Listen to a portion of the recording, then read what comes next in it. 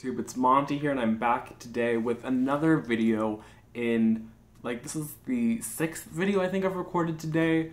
So I don't know why I felt the need to tell you, but I did. And I'm only recording this because it was brought to my attention after I went through my uploaded videos that I don't have a review of Reality Boy.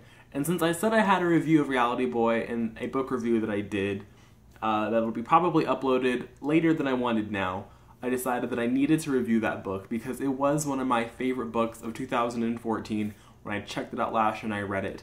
If you don't know, Reality Boy is by A.S. King. It was the first A.S. King book that I ever read.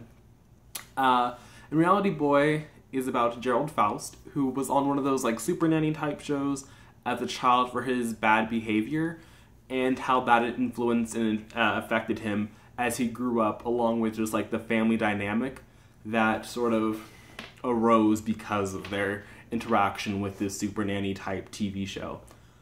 I just have to say that Gerald Faust is is my favorite young adult teenage protagonist. I'm always, and I know that there are a lot of male protagonists out there in literature, but I feel that in YA, a lot of the time, male protagonists, and just even sometimes male characters, aren't always the best, and you know what? That's fine, because there are a lot of, female characters in YA, and even adult, and like other forms of media that aren't always the best, and so, it is what it is, but I feel that Gerald Faust was such a relatable character. Even though I personally don't have the anger issues that Gerald has, and I don't have some of the other things that he has going on with him, I just found that Reality Boy was compelling. I liked Gerald. I liked the love interest. There is a sort of romantic subplot going on throughout the novel, and it didn't bother me as much as some other romantic subplots can. I know they can be sort of tedious and sort of annoying, but I feel that it really worked with Reality Boy, and I liked it. But what I liked most of all was the interpersonal dynamics within Gerald's family, and how people, it's sort of like that tale of where there's the problem child, but they're not really the problem child. It's like the sibling or someone else. And I liked how that was sort of discussed and explored in Reality Boy. And I wish I had the cover to show you. I'll leave a link in the description to the Goodreads summary. And so I think I have a Goodreads review of it. I don't know. If I do, I'll leave a link to that below too. Just because I'm sure my thoughts were much more coherent in that review. But it was just so good, and I just loved it so much. I know that I'm going to have to get a copy for myself soon. I think I'm going to order it from A.S. King's website just so I can get it signed and personalized. So I'll leave a link to A.S. King's website down there in, the doobly-doo, so you can check out her other books. But back to Reality Boy. I love Gerald Faust. I liked how he made a brief cameo appearance in A.S. King's Gloria O'Brien's History of the Future. That made me smile because, again, Gerald Faust as a character, I think, is one of the most relatable, down-to-earth characters, period. Not just male protagonists, but just protagonists in young adult fiction in general. I just loved him, even though he does, like I said, have some anger issues and some resentment issues.